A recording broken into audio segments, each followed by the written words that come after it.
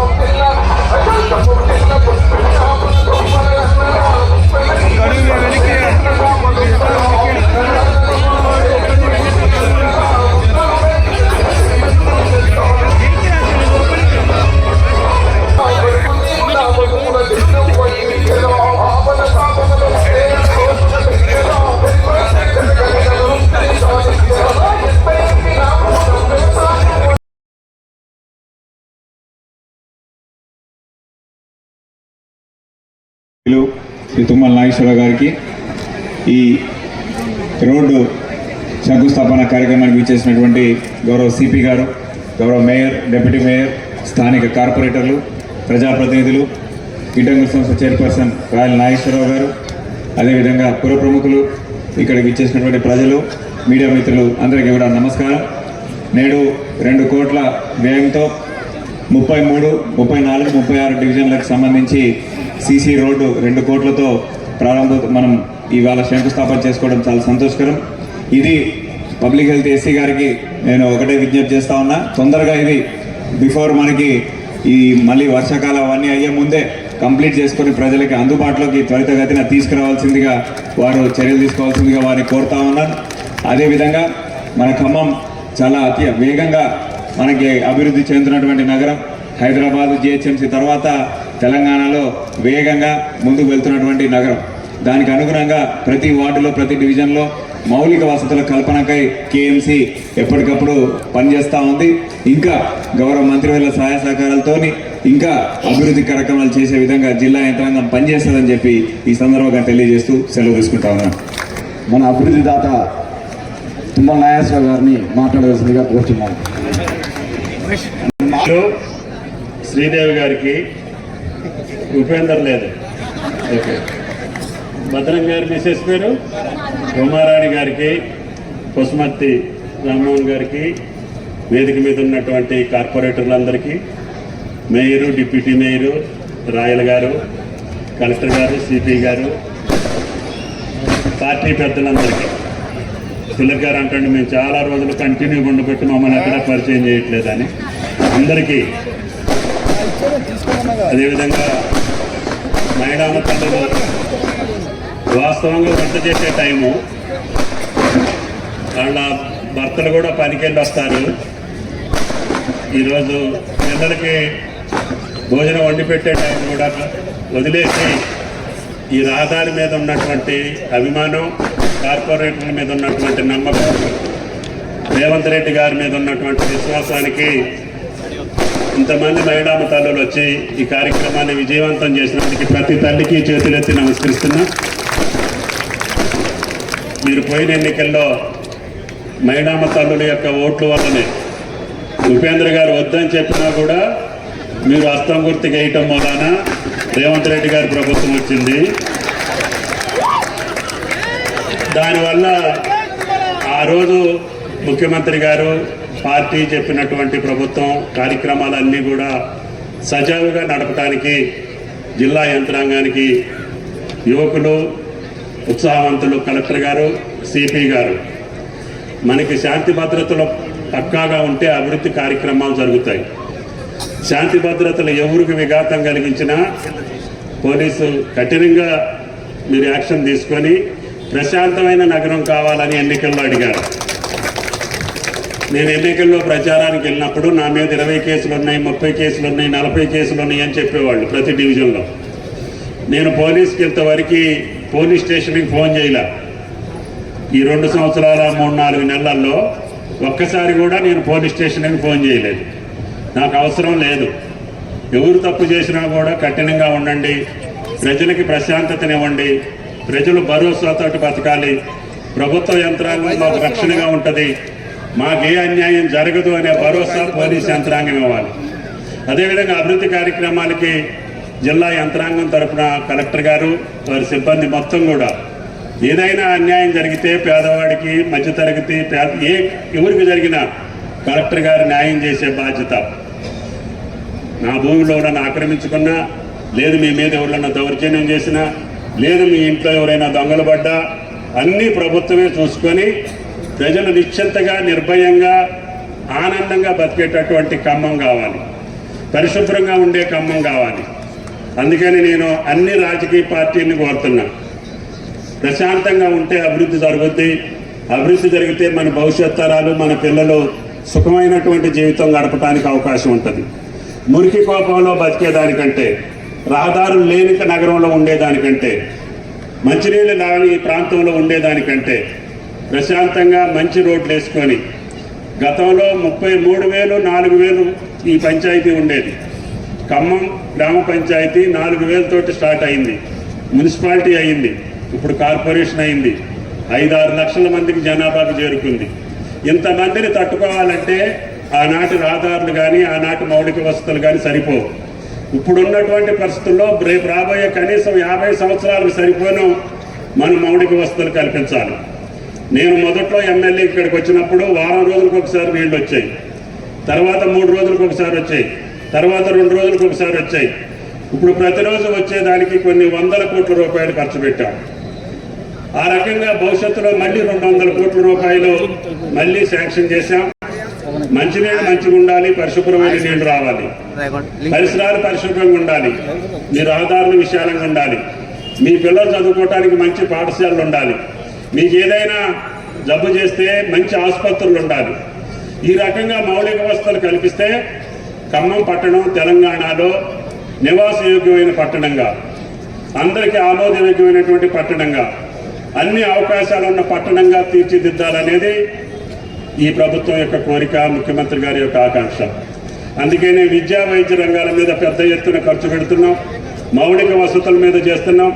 పేదవాళ్ళకి కావాల్సిన సంక్షేమం, ఇందాక మేయర్, డిప్యూటీ మేయర్ గారు చెప్పిన కార్యక్రమాలన్నీ కార్పొరేటర్ల చేతుల మీదకి మీ ఇంటికి వచ్చి ఇవ్వమని చెప్తున్నాం. తెల్ల కార్డు లేకపోయినా లేదు, ఏ స్కీమ్ వచ్చినా, సీఎం రిలీఫ్ వచ్చినా, కళ్యాణ లక్ష్మి వచ్చినా ఆ కుటుంబం దగ్గరికి వెళ్ళి వాళ్ళ ఇంటికి, ఆ తల్లికి బిడ్డకి ఇవ్వమని చెప్పి అడుగుతున్నాం. ఎందుకంటే ప్రజాప్రతినిధులు వస్తే ఆ డివిజన్లో ఏం జరుగుతుంది మీతోటి మాట్లాడితే, మీ ఇంటికి వస్తే మీ స్థితిగతులు కూడా తెలుస్తాయి, మీ సమస్యలు వాళ్ళకి తెలుస్తాయి. ఆ సమస్యలు పరిష్కారం చేయడానికి ఈ ప్రభుత్వం కృషి చేస్తుంది.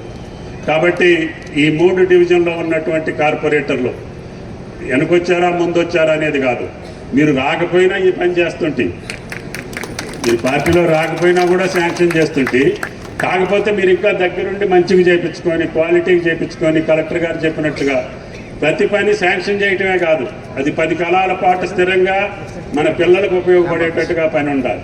ఈ రోడ్డు కూడా డిఎఫ్ఐడిలో 30 సంవత్సరాల క్రితం వేసాయి ఈ రోడ్డు. అప్పుడు కేవలం 30 కోట్లే తీసుకొచ్చా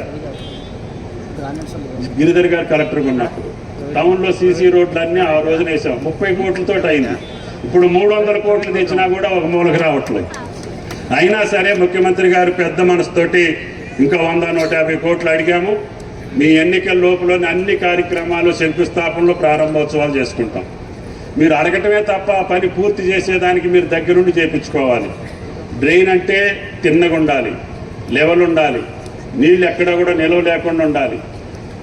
అదేవిధంగా రోడ్డు వేస్తే 10 కాలాల పాటు, ఇందాక మా ఎస్సీ గారు చెప్పినట్టుగా బ్రహ్మాండంగా వేస్తారంట ఈ రోడ్డుని, మీరు దగ్గరుండి వేయించుకోండి. ప్రతి పని కూడా చేసింది ప్రజలు చెప్పుకోవాలి. ఆ యొక్క సౌలభ్యం వాళ్ళకి అందాలి. ఇంతమంది మహిళలు ఈ 2 కోట్ల కోసం ఇంతమంది కూర్చున్నారంటే మీరు అర్థం చేసుకోవాలి.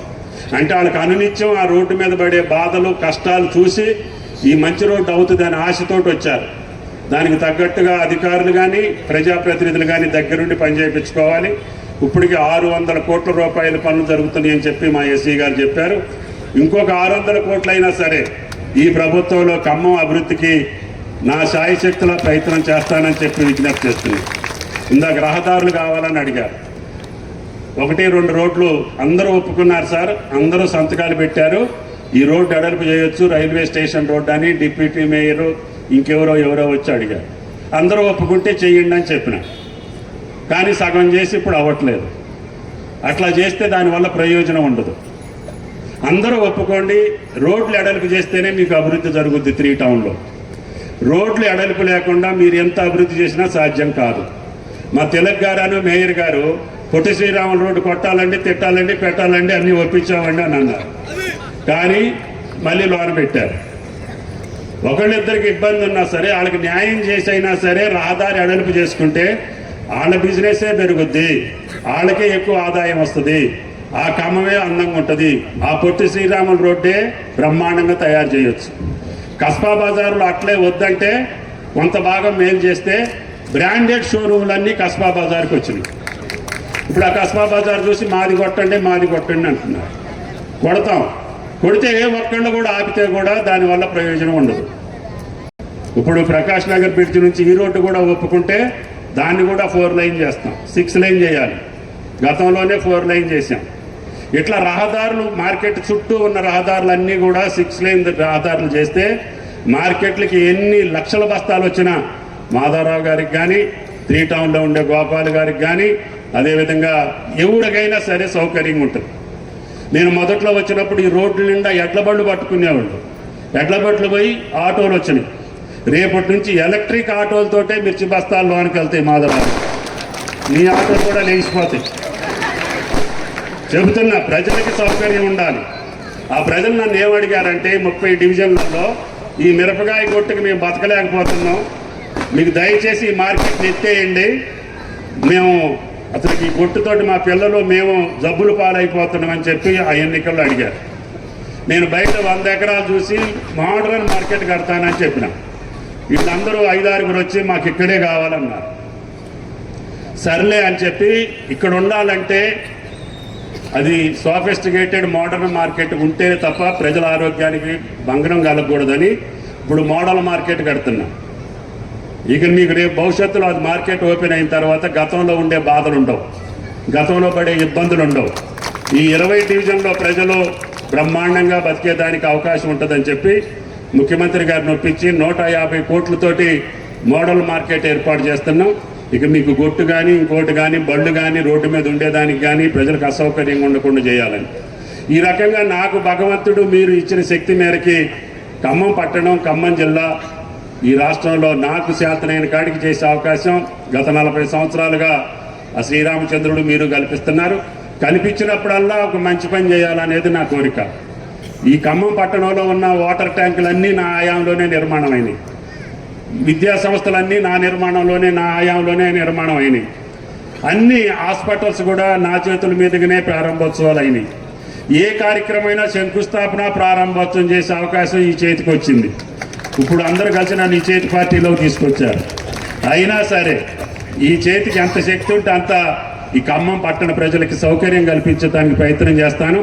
ఆలస్యమైనందుకు ప్రతి తల్లి మన్నించాలని చెప్పి, క్షమించాలని చెప్పి మిమ్మల్ని అందరినీ నమస్కారం తెలియజేస్తూ ఇంకా భవిష్యత్ కార్యక్రమాలు కూడా చేసే అవకాశం ఇవ్వండి అని చెప్పి ప్రార్థిస్తూ సెలవు. Thank you.